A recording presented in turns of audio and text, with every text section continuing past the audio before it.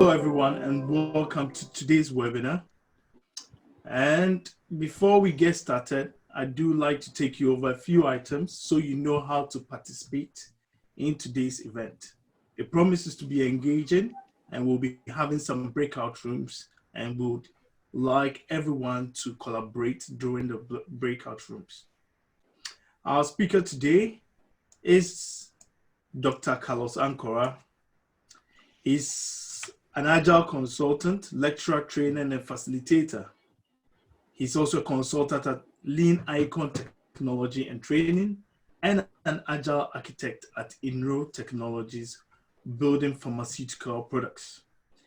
He has professional and teaching experience in database information systems, e-commerce, software engineering, and he's a fellow of the Higher Education Academy, UK.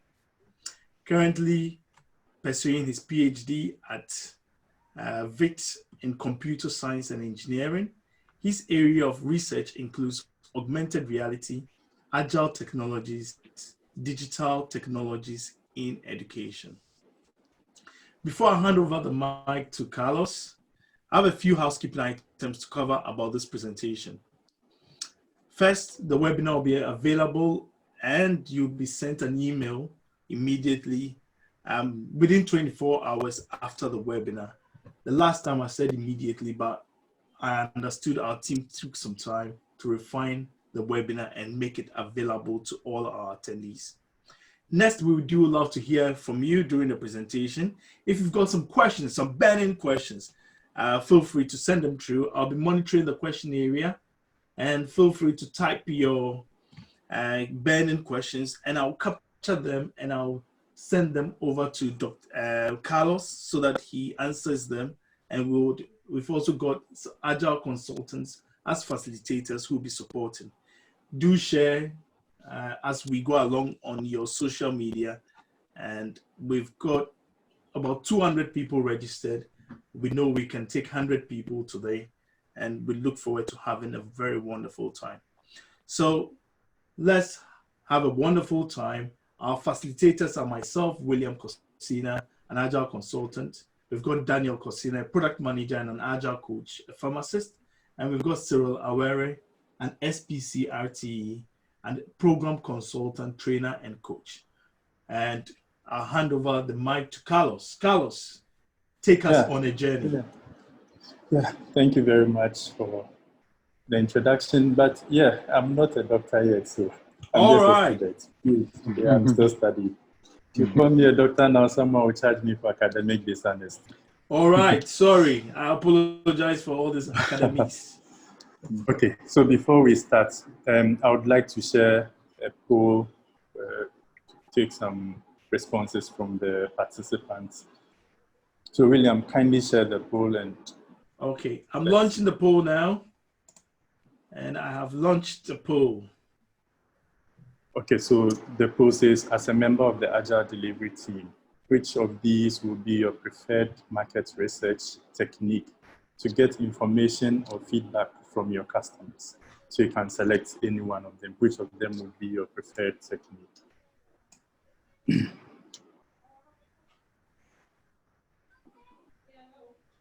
So let's just use a few seconds to complete that poll before we move to our slide.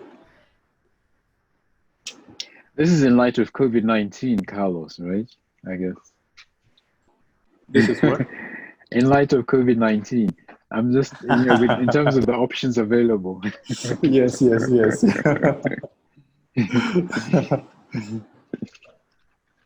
Okay, William, when you have enough responses, you can share. Let's look at it. Okay. So it's almost a minute on the clock. So, yep, we've got the webinar. So I'm sharing results. Can everyone see the results? Yeah. Okay. How many responses did you get? Did you check the number? Yeah, in total, currently we have 12 responses so far. Okay, 12 responses. From 12 responses, surveys had the highest number. and interviews and focus groups. Surveys, maybe because I'm sure it's because it's easier to work with. It doesn't take much time. It's less expensive, especially the online surveys. So it looks like most of the participants are quite familiar with some market research techniques. Okay, so let's move on to presentation. So a lot of organizations employ some techniques in performing their market research. It includes interviews, focus groups, observations, and online surveys. But what we know is that a number of factors come into play or influence the choice for the market research technique. You could look at the goal of the research. So why is the person conducting this research? What is the main purpose for conducting this research that could influence the technique that would be chosen? You could look at the type of data. Are you going for qualitative or quantitative data? Or, yeah, so that could also determine which kind of technique would be used. You could also talk about the amount of money that would be invested in the research. Do you have a lot of money to spend? If yes, then you could go for one of those maybe observations or focus groups. Or if you have a lot of time, or there's a lot of time available to conduct the research, you could. So all of these factors could influence the technique that will be employed in performing a market research. I will say that businesses engage in this market research for a number of reasons. Some do it to identify trends in the market, others to aid pricing strategies, or maybe to perform competitor analysis. Some do this to meet consumer needs or to generate ideas for new product development, and also to get feedback from the customer. Now, the question is, it's these techniques that we've looked at, they mainly deal with direct questioning. So you meet the customer and you ask the customer, what do you want? What do you think our product should do? What new product would you like to have? The problem with this is these traditional techniques assume that people have answers. But a lot of the time, the customers do not even know what they want. You go ask the customer, what do you want? Or what new feature would you want in a product? A lot of the time, they don't even know they have a problem. Some are able to identify a problem. They can't really figure out what solution is required to solve that problem. So a lot of the time, this happens and you kind of get vague answers or vague responses. The team that conducts the research now go back to try to perform some analysis, and they end up just putting their own things in there because they think the data that they've collected is not really important or beneficial for the purpose for which the data is being collected. I've actually been involved in a few of these market research techniques, and you ask the customer, okay, so what feature do you want in this product? Oh, just add everything that you think can be added. And that's what the customers would normally say. If you ask a customer, what feature would you want in a phone? You'll be surprised what kind of features they will tell you. Yeah. Or maybe for a new car that is supposed to come up, the kind of outrageous things that they would include in there. Yeah. But it's good to get in touch with the customer to get some ideas from the customer. What we are saying is that we need customer involvement in the organizational process. The third value of the Agile Manifesto talks about customer collaboration over contract negotiation. Collaborating with the customer is very important in every organizational process. The team, that is the development team and the customer, becomes the co-designers. So they come together to come up with the new features, new processes, new products, and even new business models. We, as Agile developers, we value the customer collaboration over negotiations with over contract negotiations. What we mean by that is there are times that you agree on a certain feature with the customer. Later, the customer comes back and says, okay, I need this feature to be added. And this feature that you added, I really don't need it anymore, so you should take it out. Maybe at that stage, you've reached an advanced level of the development, and it will cost you a lot to go back. Normal contracts would just say, okay, this is the agreement we had, we'll just go by the features that we agreed on. Because the customer usually is not even ready to add any extra money to the already agreed amount. So, but agile development says that collaborate with the customer. Let's not put much emphasis on the negotiations or the contracts that is binding the customer to the business. So the agile way of working encourages the customer to be involved through all the stages of the development of a product or a software solution. And most of the time, these collaborative techniques allow you to explore alternatives, to consider a lot of options instead of the traditional technique that will just assume that the customer knows everything and just takes information from one customer and that kind of thing. Yeah. Collaboration brings about innovation. Anytime people come together to discuss ideas for a purpose, it comes with innovation. Through innovation, we say brings customers. It means bringing customers in at the beginning of the process. It's very important to involve the customer at the beginning of the development stage. You invite them to be open and honest about what they like and what they don't like about whatever product or service that you are offering them. You identify the difference between a genuine problem and a nice to have enhancement. A lot of the time, these customers, they like everything. They want everything, every feature to be implemented in the software system or a product. But you should be able to differentiate which one solves a genuine problem and which one is just a feature that is just nice to have, but not necessarily solving a new problem. Yeah.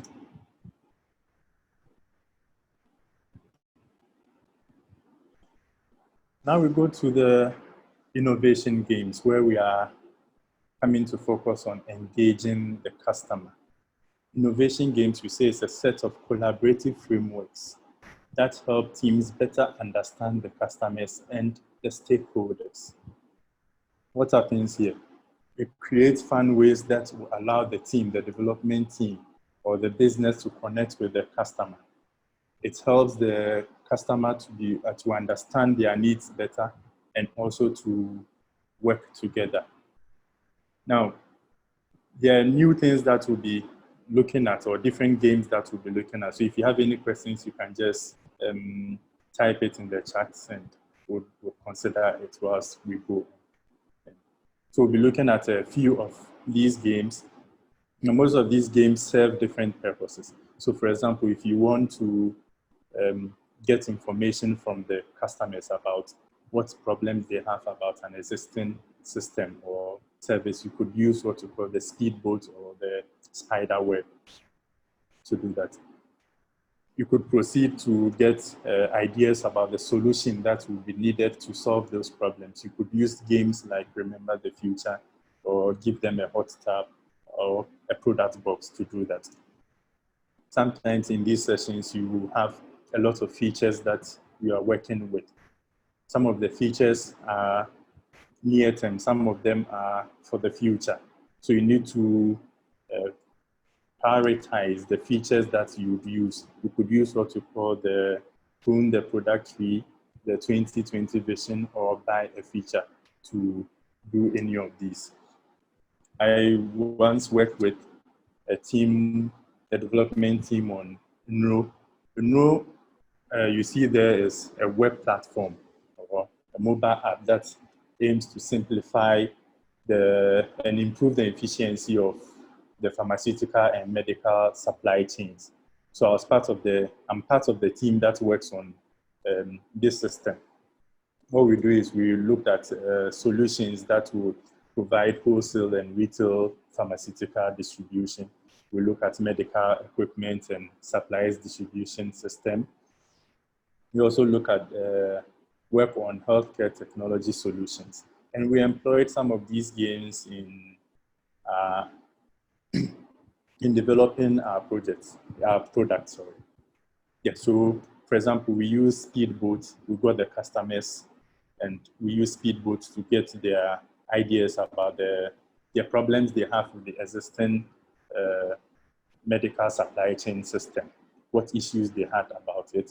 Then we use product box to get them to identify what kind of software system or solutions would they require or would they love to see in their systems.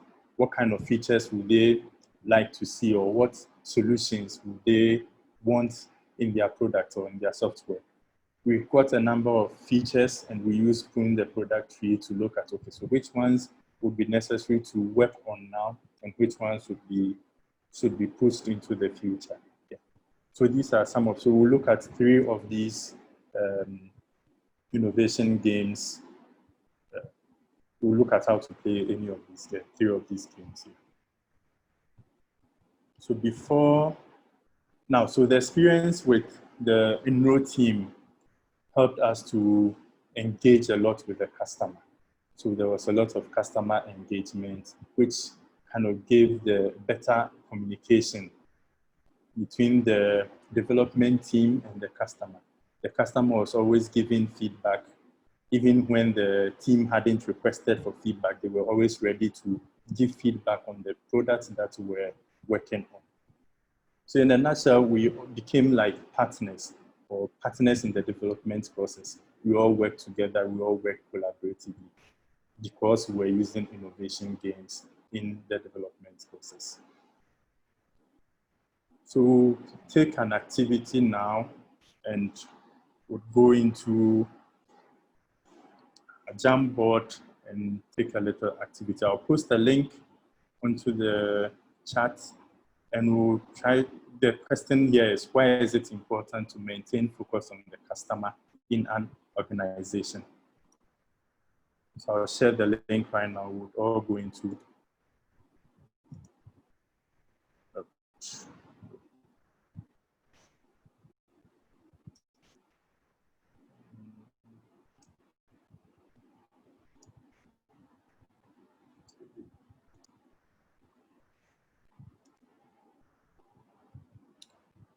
Okay, so there's a link that I believe you all can see it.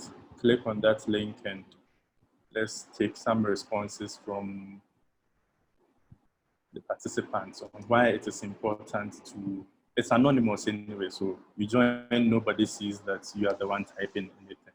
So you just go to the left side, there's a tool box over there, just below the arrow that selects, there's a sticky note. So just click on the sticky note. Okay, let me just share the screen.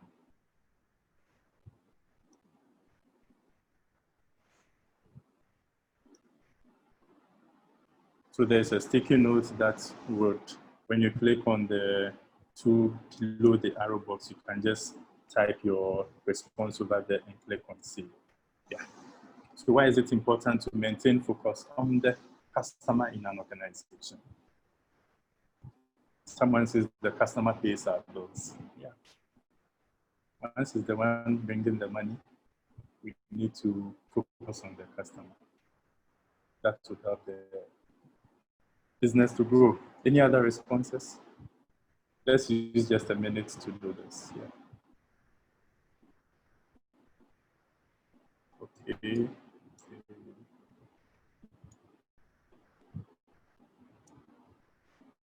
Okay, the customer is always right. Yeah. Some people believe the customer is not always right. But here we need to put the customer at the forefront. The customer is always right. The consumer changes, so it's important the product caters to their needs. Very important. Yeah. Whatever product that we are coming with, it should cater to the needs of the customer.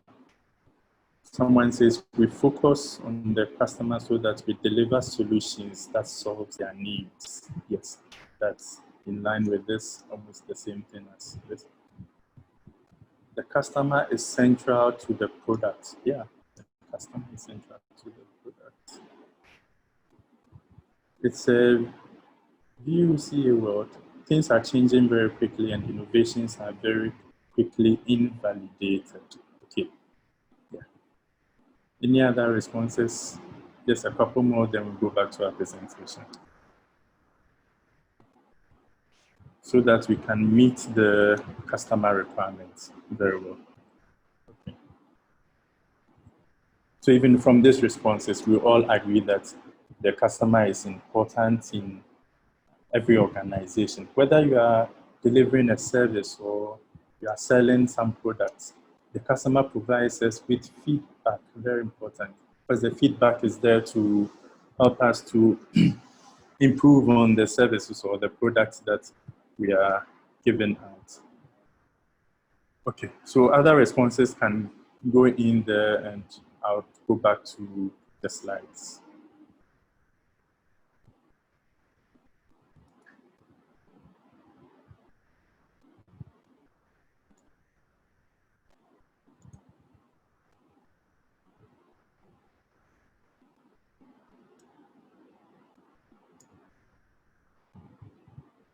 Okay, so our first game here, we have the speedboat.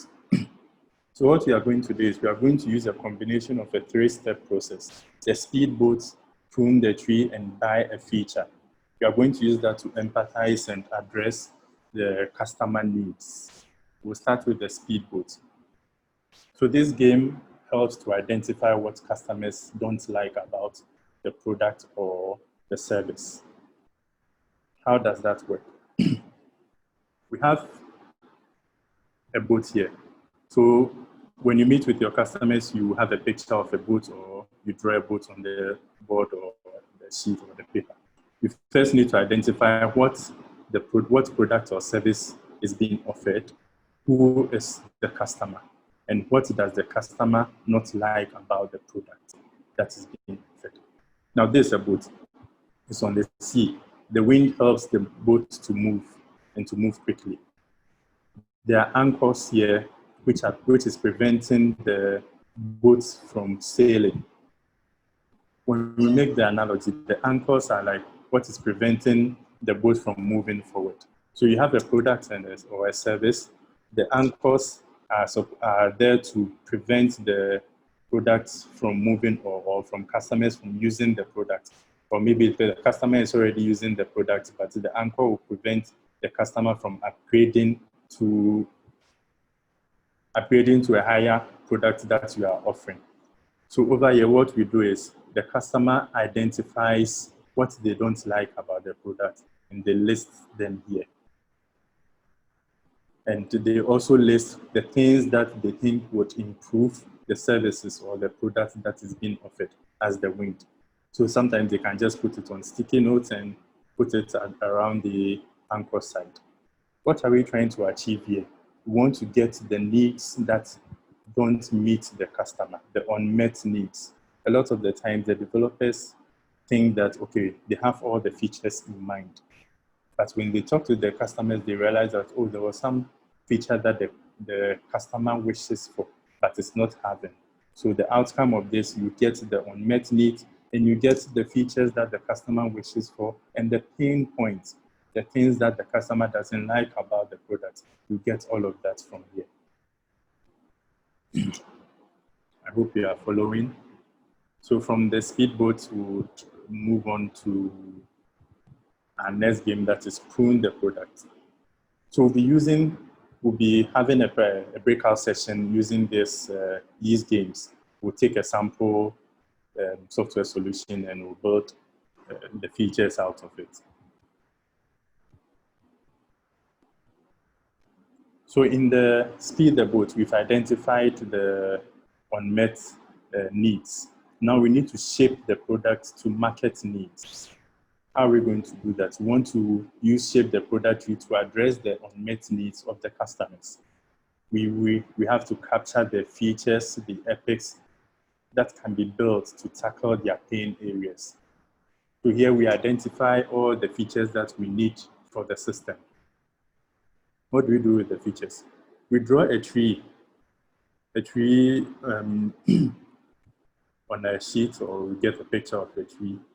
Now the leaves that you find there would be the features. You could use sticky notes for the features anyway. So the leaves would be the features. You need to identify which features are the current features, existing features in the system. Which features are near-term features. And then which of the features would be future, or would be good for the future term. You are supposed to categorize all the features according to these three: the current features, the near-term features, and then the future term features. It helps you to differentiate or to have some categorization that, okay, so we need to tackle these features first, because the features that you get, will be a lot of them. So this helps you to have that kind of categorization, and it creates some kind of a high-level roadmap, a roadmap which helps you to have a strategy. So you know this is where we are. Within the next month or two, we need to accomplish the near-term features. Within 6 months or a year, we should be able to accomplish the future features. So product helps us to shape our product. When we get the features, we need to create a balance so that it doesn't look like we are just satisfying one aspect of the product and leaving others. So you should create a balance. So we are not just cutting off the features, we are shaping it to meet the market needs. Then after the product, we will move on to the third one, where we call this game buy a feature. This is quite exciting. We use this to prioritize the features that we would use in our game, we use in our product. Yeah. So what we do is we associate a cost to all the features that are available. In this diagram we have here, we have 3 features. So we call it feature A, B, and C. Then we have customer 1, customer 2, customer 3, or they could be stakeholders, not necessarily customers. What we do is every feature has a price that is needed to get it accomplished or to implement it. The price could be based on the development cost or the customer value. Now, every customer here is allocated a certain amount. So over here, we see that our customers have $35 each. Feature A needs, we need $35 to implement feature A. We need $50 to implement feature B. We need $70 to implement feature C. This means that the amount that the customers have is not enough to purchase all the features. The customers now need to interact and negotiate among themselves, come to an understanding, or do some pooling. So more like NCNC. Everybody bring a little bit of what you have, then we'll try to purchase the most important features. Customer 1 says that I would give my $20 of my $35 to feature A, and would give $5 of his $35 to feature B and $10 for feature C. Customer 2, for her, she's putting all her $35 into feature C. She doesn't want anything on the feature A or feature B, so she's putting everything here. Then we have customer C.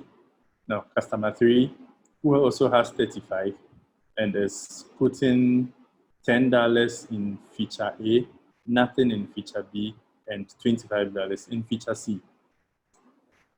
When we look at this, we realize that feature A needs $35, but we only have 30. That means we need $5 more to be able to implement feature A. For feature B, we need $45, but feature C, we don't need anything. That means that all the 3 agree that we can accomplish feature C. So feature C has been bought. According to these stakeholders or these customers, Feature C is high on their priority. So they all contributed money to accomplish feature C. Second on their priority would be probably feature A before feature C. So as a business, if you want to implement features for your customers, definitely you would have to go with feature C first because that's what the customers want. Then you start looking at feature A before feature B. What is the outcome of this? It helps you to prioritize your features because a lot of the times you would have a lot of features and you wouldn't know which one to start with. So the customers will help you to prioritize the features and you'll be able to tell which one is most important or which one is most important to them. But this is very important because realize that it helps the customers themselves to collaborate among themselves. They are able to pool money because one person alone, assuming that everybody wanted feature C, but nobody had the amount to purchase all of feature C, so they had to collaborate among themselves and everybody brings a bit of the money that they have to purchase feature C. So this is one of the games that would help you to prioritize the features that would be implemented in your software solutions. Okay, I think there's some chats. What do the sales signify? Oh, sorry, I didn't see that. So the sales, let me go back to the sales. So the sales are the features that are the product is already having. So the product has some features already. The wind is the features that will help the ship to move on or to improve upon the service. Then the anchors are those ones that would bring it back or bring down the product or prevent customers from using your product. Another question says, please will the slide and recording be shared? Yes. The recording will be shared. Yeah, the slides too will be shared. Okay, so I think we would now go into breakout sessions. So in our breakout session, this is what we are going to do. We are going to work on all these three games: Speedboat, Product Tree, Buy a Feature. The system we are going to work on is a food delivery system. So in the food delivery system, we are going to identify problems with the food delivery system using the Speedboat. Then we'll use the Product Tree to capture features and shape them into the categories, whether they are near term or future term. Then we'll use Buy a Feature to prioritize the features. So our facilitators would help us to do that. William, you are going to send the participants into the breakout groups, right? Yes. Now we will be going into a breakout session. So I'll automatically assign everyone into a breakout group. And as I assign you all into breakout groups, you would have facilitators with you who will take you through the entire session. I will be joining and supporting as well. So let's go into the breakout groups. How many minutes are we using for the breakout? In the breakout Because session, we'll we're have to spending come back and have a maximum of 15 minutes in the Okay. breakout session. Yeah. Okay. And we'll have 6 to 7 participants per group. Yeah. So let's create the room. That's fine. So just a minute. So yeah. Daniel. So move to breakout room 2. Okay. So I'm creating the rooms now, and everyone will be going into a breakout room. You'll receive a notification on your phone, on your tablet, on your laptop. Click on the notification, and that will take you into our breakout rooms. So let's open all the rooms now.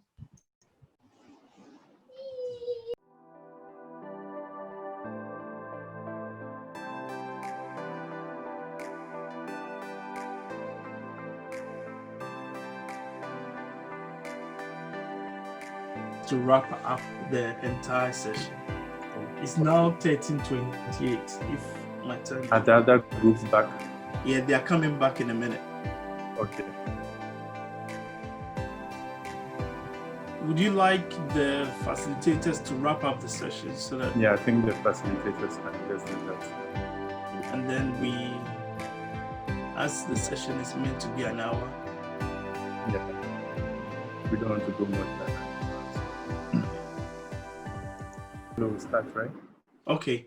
So for Team Marshmallows, our team, I think, was the best, and we were able to work through everything. And we've had good accountants who helped us tabulate the buy a feature. So Carlos, can you go to just the, Okay. or if I go myself, would it work? So we identified the items for the anchors. Move to the next, Carlos. Yeah, we also identified items for pruning the tree, and we had a good laugh whilst putting the items together. And the entire team had fun. And finally, let's move to the last item. Finally, we found that tracking orders, managing orders, food search, add to cart, delivery person's contacts, and the following items were the key items we would add as part of our cost for delivering the food order system. So as we've got about less than 5 minutes to go, I'll ask the other facilitators to wrap up with their presentations so that we can close the session. Okay, so Team Ginger. Who is Team Ginger? Daniel, right? We're Team Ginger. Okay, 1 minute. First, we identified our problems and we arranged them in order of how pressing they are. So at the bottom, we had most customers talking about the food temperature, the menu choice, the quality of food, and delay in delivery. Then we had payment difficulty. Then just so it's graduated. Then based on that, we moved to our tree. Good. Yeah. So we realized that most of the features stated were of importance to our app, but there are some that would need in near time. So the main features were placed on the trunk of the tree, and the features that would need in near time were much closer to the trunk. So we had to cut the food search,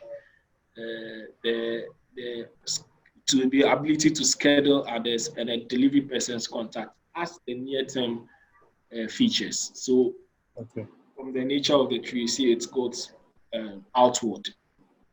So quickly we moved to we had an amount of $500 to select features that were of key importance, and this is what we came up with. So these were the features we selected. Yeah. Little about $500. We are yet to decrease it to the. Thank you. Okay. Okay. So for team 3, Isaac is going to do a quick summary on behalf of the team.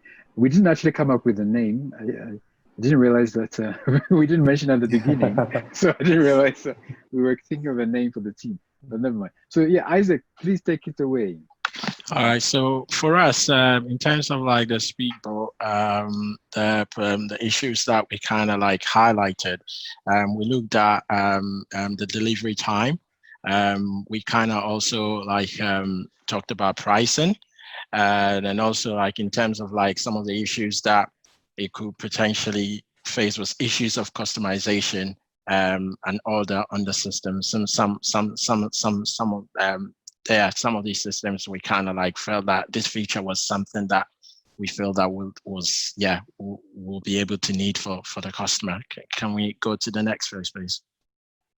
On the product tree, the features that we kind of like saw as coexisting, that was the main area that we kind of like focused. So as you can see, we kind of like came together to think what are some of the features that the customer will need to kind of like meet their needs.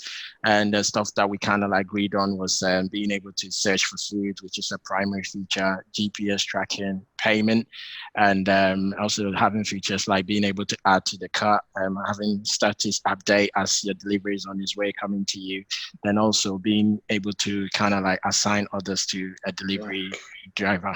Yeah. So similarly for us, we had a £500 to kind of like spend, and from the features that we thought that would be great to be able to have, we agreed on 5. So having the wallet feature, analytics, and navigation routes, and being able to schedule the order and price comparison. Yeah, that would be it for us. Okay. Well within budget. Yeah, just 190. Thank you very much. I think it's been a good interaction session, but you'd realize that for all the 3 teams, everybody had different features that they felt was optimal for a food delivery system or a food delivery app. Normally, the business would put the 3 features together and now do further interaction to decide on, okay, so which one should we implement in our software or in our product? Yeah. So let's just conclude. So innovation games have become proven techniques for collaborating with groups of customers. It serves as effective alternatives to traditional research techniques in the development of innovative products and software solutions, and it creates lasting relationships with the customers. I think that this is way better than just taking a survey to a customer to tell the person, okay, fill this for me. And the questions are very direct. Okay, what do you like about this product? What don't you like? That kind of thing. This gives a lot of room for interaction with the customers to understand why they need a certain feature and why they don't need a certain feature in their product. Yeah. Okay, so we'll take some quick questions if there are any before we close the session. Yeah. If there are any questions, let's take them quickly. All right, so the first question I will ask is, just imagine that we were in 3 Agile squads team, and we broke out just like we did, and we've come up with different results. How then do we bring it all together? So there's a facilitator for the whole team. Every group will come and do their presentation. So normally what they can also do is the facilitators or team leaders from each of the groups will now come together and now, like the same thing that we did, then they now agree on which ones to select from each of the 3 teams. Yeah. Yeah. Any more questions? Okay, if there are no more questions, I'll hand over to William to end the session for us. Okay, thank you, Carlos, and thank you everyone for attending today's webinar. It's been engaging, interactive. I've gotten to meet people in my group, Rupesh, Oscar, and Esther and Kelvin. So if you still have any other questions, please do send them, and do send them to info@Lean Technology. Carlos would be able to pick them up and then answer your questions. Once we leave the webinar, you'll receive a survey. And if you want to receive a certification for attending the webinar, we've got one that we could also send to you as well. What we will do is we'll include it in the email for all those who attended the webinar. So expect the email in the next 48 hours. The slides will be included, the video will be included, and you would have access to all the information you've listened to and heard over this webinar. At Lean Technology, we also provide safe and agile courses. Visit our website. What we would like to do, we would like to take a quick photo shoot. If you would like to show your face, that would be very wonderful. it will help Carlos know that he's not lonely, and that will be shared on LinkedIn, and would really be happy to see your lovely faces for this particular session. So we could all show a thumbs up for having such a wonderful session. And I will take the picture in a minute. So thank you all for joining us. It's been a lovely time meeting you all. So have a good day. And again, thank you, Carlos, for presenting to us. Super. Have a wonderful day. Thank you, everyone. Thanks, Bye Carlos. bye. Thank you very much, guys. Cheers.